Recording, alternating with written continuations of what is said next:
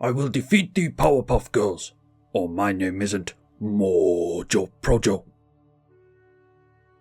Valgavoth Terror Eater versus Sir Eleonora, Kenrith, and Animar. I think that's a pretty good opening hand. The question is, what land do we go for with the map? I'm assuming it's just Cabal Coffers because we've got 4 swamps available to us, so that can start tapping for mana pretty quickly. And that means that we can go turn 1 and 2 Expedition map, turn 3 get down the Cabal Coffers from hand and play the Mesmeric Orb.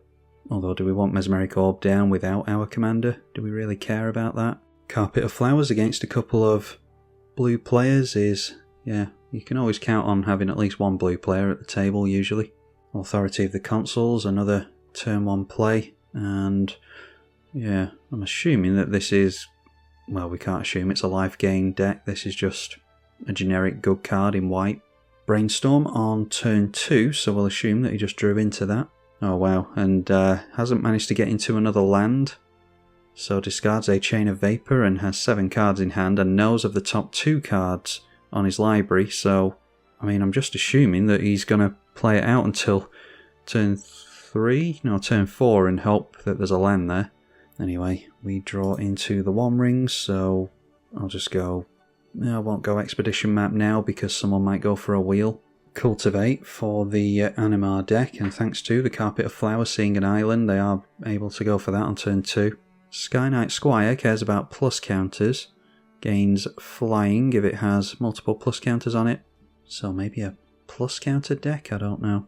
So of course with the blue player we know that there's no, unless they just misclicked and didn't get into a land previously, we know that they don't have a land for the next couple of turns, and probably beyond that as well if they're this unlucky.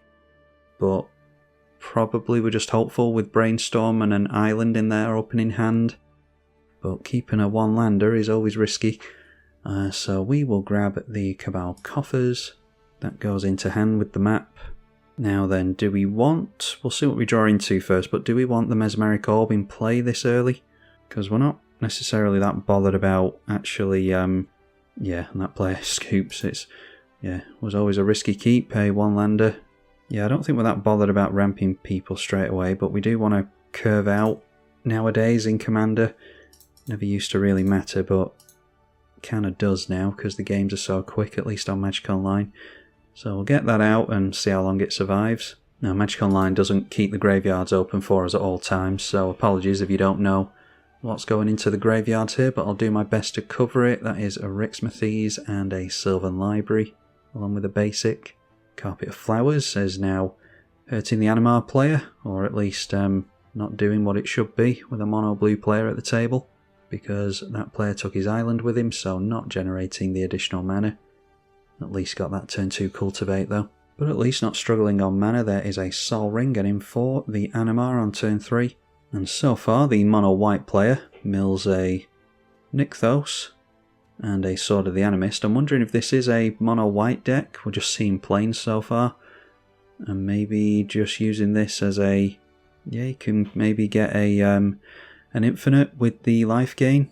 I don't see why else you'd run Kenrith as the commander if you're going to do it in mono white. Anyway, a Blade Splicer enters, and that means that this sees 2 plus counters. So the Sky Knight Squire, a 3/3, and swings into Animar.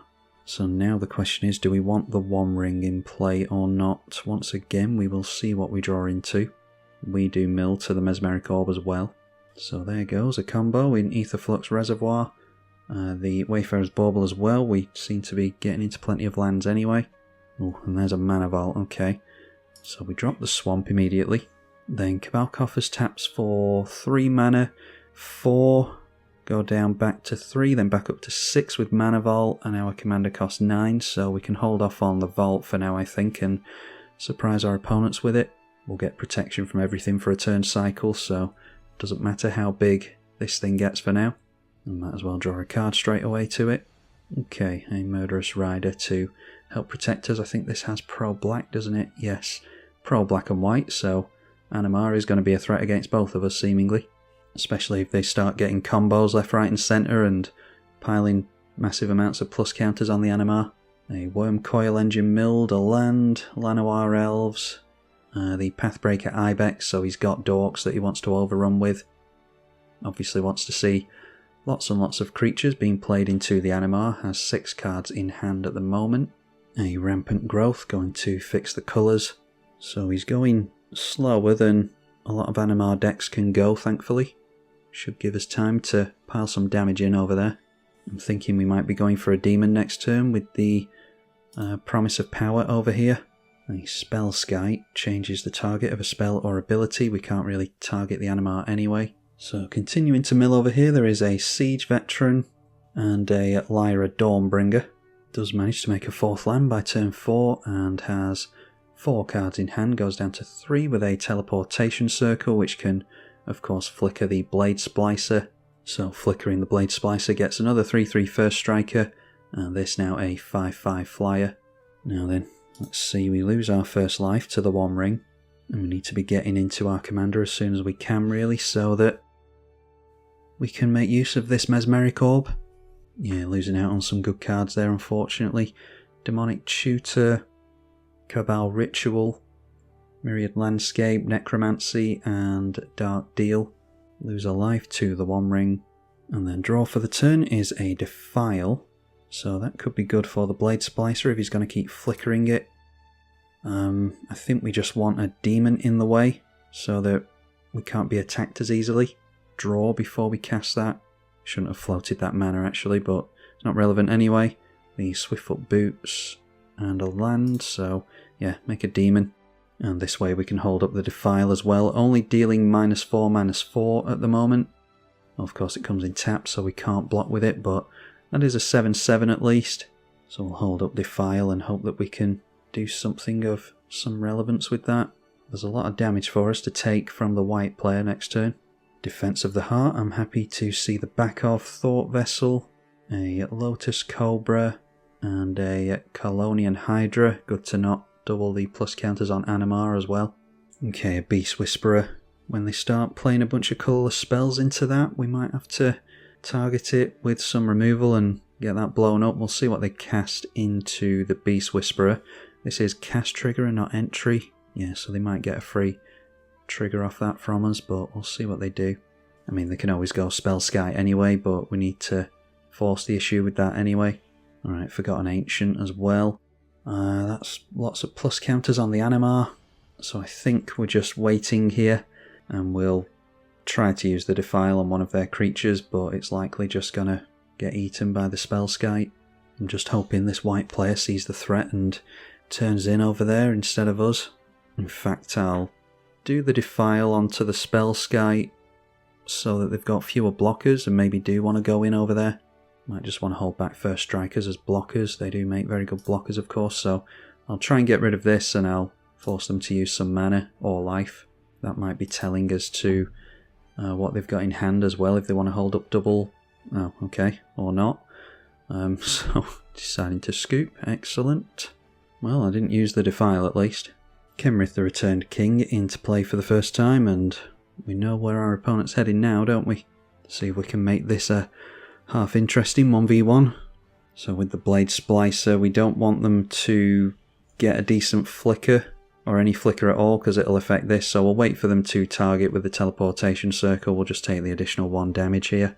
But yeah, that sends us down a hell of a lot here, down to 26. That's not damage we necessarily would have taken. Obviously we don't know how our opponent was going to attack there. So see what they want to do here. Might have to be Murderous Rider next turn onto this thing, because it's obviously going to be an issue for us. Yeah, so target there instead of the Kenrith, because like I said, they still could have got a plus counter on this. So we'll Defile in response. I think that was worth losing the additional life. If the damage had been any... okay. Yeah. I don't know why you're so concerned with losing a Blade Splicer. We were drawing... The client won't show us what we were drawing. We were going to draw an additional 3 next turn to the One Ring, and then another 1 from the draw step. Yeah, I don't know what the hell that was, but I'll try again, and hopefully this can just be a fun viewing of the tribulations of trying to get content for this train wreck of a channel.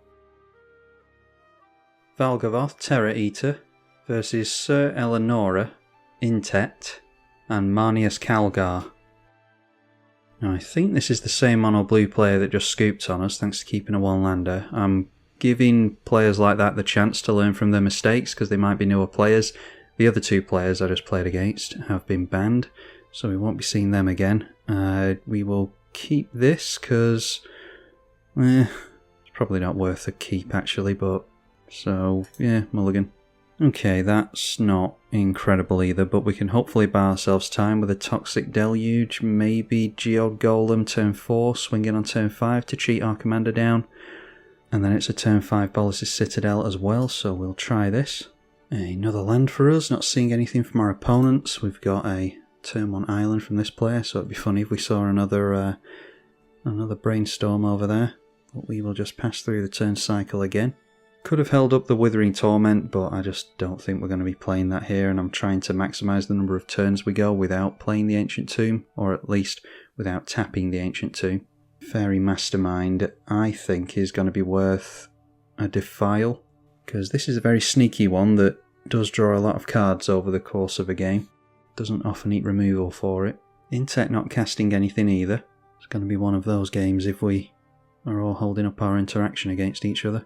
And then we see Sapphire Medallion, so gonna get a discount on his blue spells. In response to that, I'll Defile onto the Mastermind. And now that opens up our opponent to destroy an artifact, so yeah, holding up interaction like I said. Getting rid of the Sapphire Medallion before we've even played anything. I'm not sure what that's about. He could have waited until the end of this turn. We might get down a really offensive artifact like a Mana Vault or something, but instead we are going to be holding up the Withering Torment. And then it's a case of deciding whether we want the Throne of Eldraine or the Geode Golem next turn.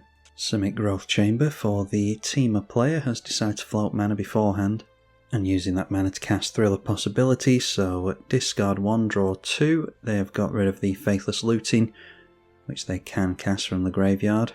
Rhystic Study I think is also worth pointing a Withering Torment at, so yeah, we'll see if we can get an early scoop on the blue player again. He'll draw 1 card from the Rhystic Study at least, and he'll get us to use more of our spot removal and have us lose 2 life here. But I just don't want to play around a Rhystic Study. So maybe we can test the... yeah, I think it's only really going to be the Esper player that we're looking at spot removal on. It might be more artifact removal over here. If they do have artifact removal, I'd rather it goes on the Geode Golem over the Throne of Eldraine or even the Bolas's Citadel. So yeah, we can't use Throne of Eldraine to get down Wormcoil Engine next turn either, or the Geode Golem, because it can only be used on black spells, so let's go for the Golem. Might be able to cheat our commander in. Although it's noteworthy that cheating in our commander next turn doesn't necessarily do much of anything for us until we can start getting rid of spells and, well, cards specifically from our opponent's hands. Skirean Infiltrator we could always kill off with the Toxic Deluge if we wanted to. Noteworthy there is a Tectonic Edge here which could blow up our Ancient Tomb, and we won't get a swamp in response to that either, so it's probably going to be worth getting down the Throne of Eldraine regardless next turn so that we've at least got a little bit of mana to fall back on. A clone comes down, and that could be a copy of the Geode Golem, and there it is, so looking to cheat in the commander with this as well. Looks as though interaction isn't being held up anymore though.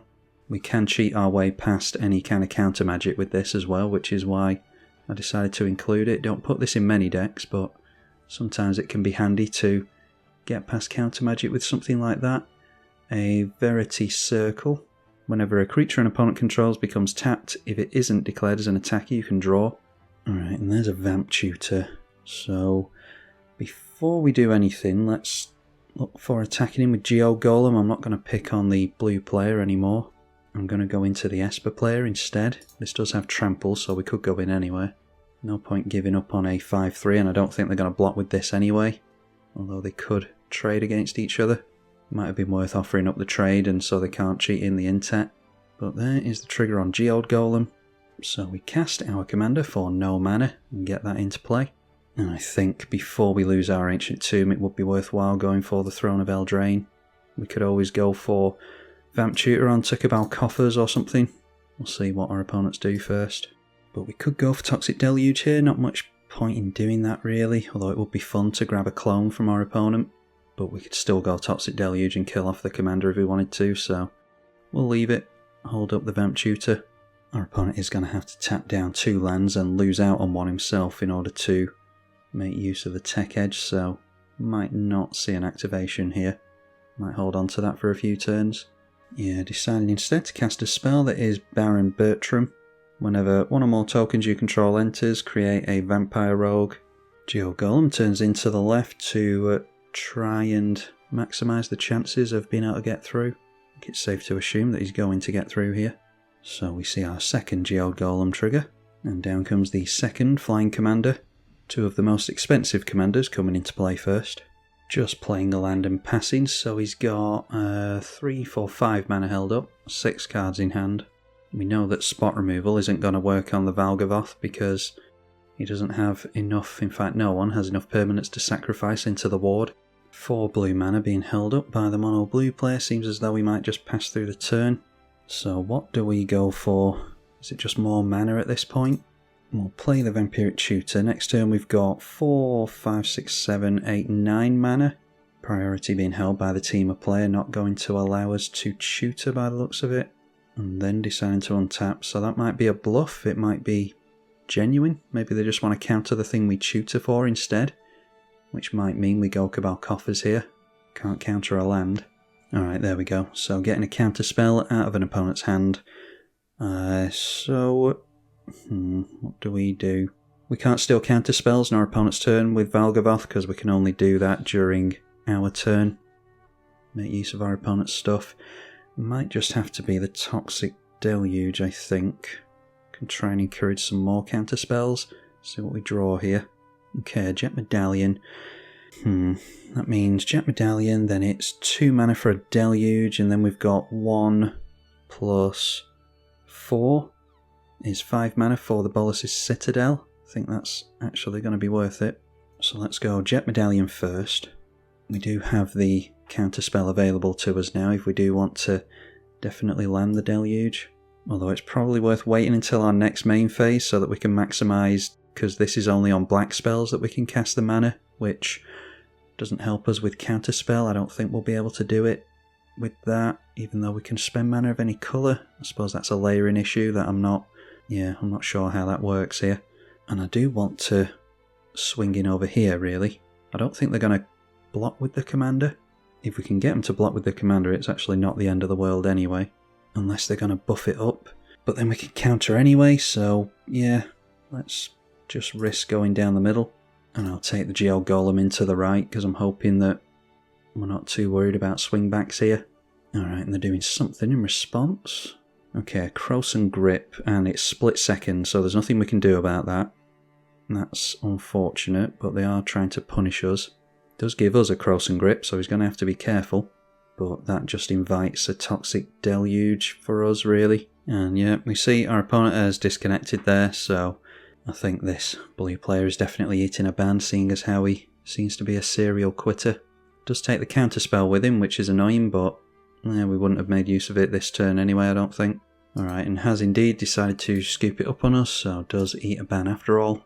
And the Krosan Grip finally resolves. Oh, I didn't tap it down for black mana in response through all the waiting. I mean, we'd lose it here when we go through to the blocking phase regardless. Could have used the mana to go for Krosan Grip onto this, but I mean, we're going to go for a board wipe here anyway.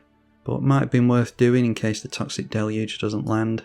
Alright, so landing some commander damage on our opponent.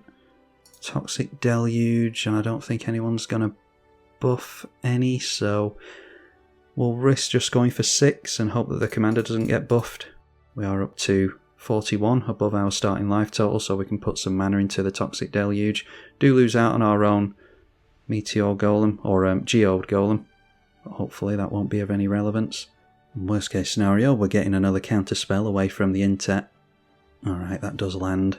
So we get some free stuff available to us for next turn.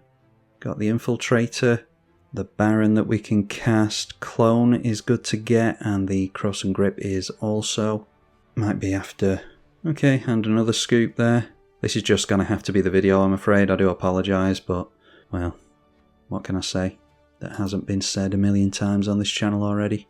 So we will block that player as well. This player now holding up mana. They've got 1, 2, 3, 4, 5 and 6, so it's not Rift. Do have Kaya's Ghost Form, which doesn't help with bounce, but probably still worth getting in. And it's all we can afford anyway. We could go Bolas's Citadel. We're best just swinging in here and trying to make our opponent do something, because I want to land that Bolas's Citadel if we can. If they can deal with our commander, then I don't see that we're doing much of anything else, to be honest. Got them to 18 points of commander damage, seemingly. So let's allow them to counter this Bolas's Citadel, because I don't see what else they're holding up. It is a disallow. Going to get rid of that, as we assumed. But they need to get rid of our commander, otherwise they go down to commander damage next turn. A Brain Surge is draw 4, put 2 on top, so we'll likely be making use of that next turn if we keep our commander. Alright, but they didn't see anything and decide to scoop, so I've still got real life stuff going on. I'm going to have real life stuff going on for a long time yet, so I can't be wasting time like this. We'll make this a Scoop City video. It's only 2 games, but it's all I'm willing to do here with an older commander that I don't think is going to get a lot of attention anyway. So we'll leave it at that. Hopefully you all got some kicks from the video anyway. I'll have warned you ahead of time what you were in for. And hopefully you still look forward to the next video. Hopefully we get some more luck with that one. I'm Tribalkai. Thank you for watching.